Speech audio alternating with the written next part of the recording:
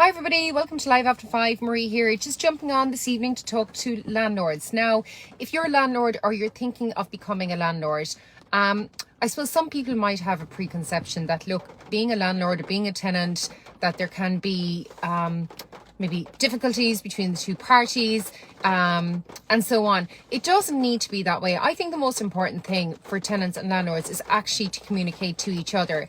Like, for most landlords, the renting of their property isn't their primary job. They might have family, they could have kids, they could have businesses, they could be working and so on. And then everything else that everybody else has got going on in their life happens to them too. So maybe some landlords at times are so busy, they're so under pressure, a tenant puts in a maintenance query and it doesn't get dealt with quickly. The tenant can get a perception that their maintenance request is being ignored, but maybe that landlord just forgot about it, because managing their own property mightn't be their primary thing. So communication is really important. So I suppose if you're a tenant, just maybe have that bit of patience, remind the landlord if they didn't see the first email. And if you are a landlord and you're getting a maintenance issue, it may not feel to you that it's a major thing. You might think, well, that's, kind of a straightforward, simple thing. I'll deal with that in a few weeks. But to the tenant who's living in the property, it could be really important to them that this gets done. It could be impacting on their enjoyment of the property or maybe them feeling secure and safe.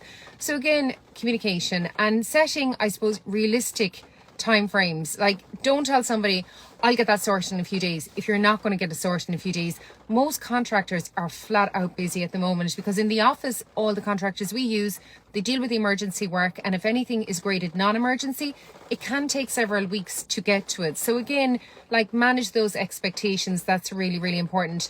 Now, if you're a landlord, super important to start checking your property on, a regular enough basis. Make sure your property is compliant with your health and safety regulations, such as you need to have a fire blanket in the property.